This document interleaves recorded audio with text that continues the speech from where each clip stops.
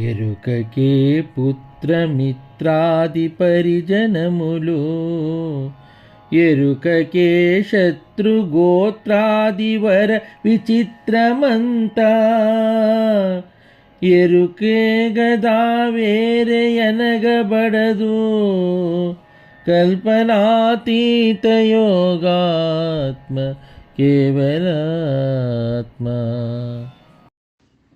ఎరుకకే పుత్రమిత్రాది పరిజనములు,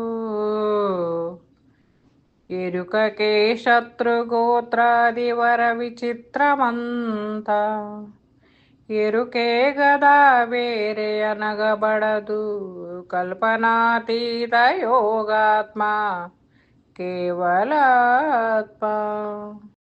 జై నిజగురుభ్యో నమ. నిజగురు బాలరామస్వాముల వారిచే విరచితమైన కేవలాత్మ శతకంలో ఈరోజు మనం 84వ పద్యం. దీనికి మునుపు మనం ఎరుకకు ఉన్న బహునామాల గురించి తెలుసుకున్నాం. ఇక్కడ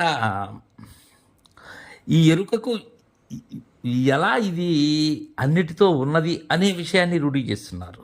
శిష్య, ఎరుకకే పుత్రమిత్రాది పరిజనములు, మరే దానికో కాదు, అదే బహురూపధారి అయి అలా ఉన్నది.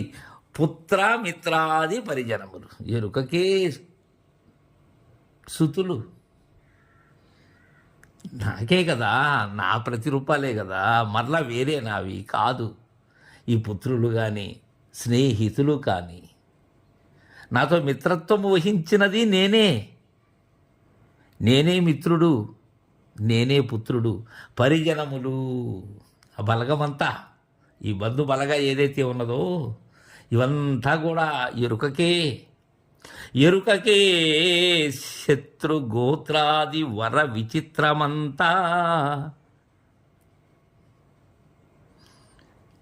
ఎరుకకే శత్రువు అంటే వైరి పక్షం వారు. ఎరుకకి ఏది వైరి? మరపే కదా. లేదనుకో, నీ భావనలో నీకు వ్యతిరేకమైనటువంటిదంతా శత్రువర్గమే.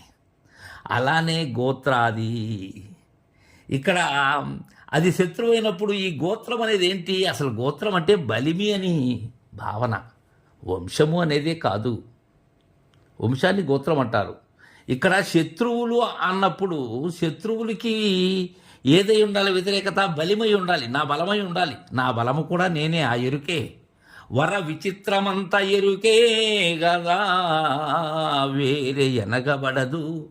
వర విచిత్రమంతా, ఇక్కడ వర అంటే వరము కాదు, వర అంటే ధరణి, భూమి. ఇక విచిత్రమంతా అంటున్నారు అంటే అనేక చిత్రవర్ణములు కలిగినటువంటి ఆశ్చర్యముతో కూడినదేదో అది విచిత్రం. నీకు గోచరమయ్యేటువంటిదంతా కూడా విచిత్రమే. నీకు స్థావరం ఏదై ఉన్నది? పొడిమి అయి ఉన్నది.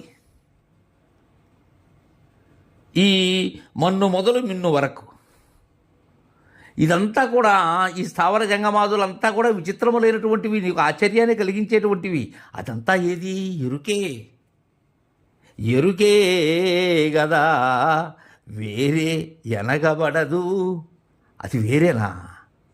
ఈ పుత్రమిత్రాది పరిజనాలు కానీ శత్రుగోత్రాది వర విచిత్రములు కానీ అంతా ఎరుకే కదా, వేరే కానబడదు, అనగబడదు.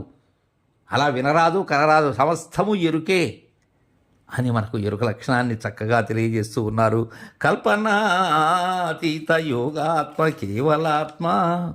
జై గురుదేవ.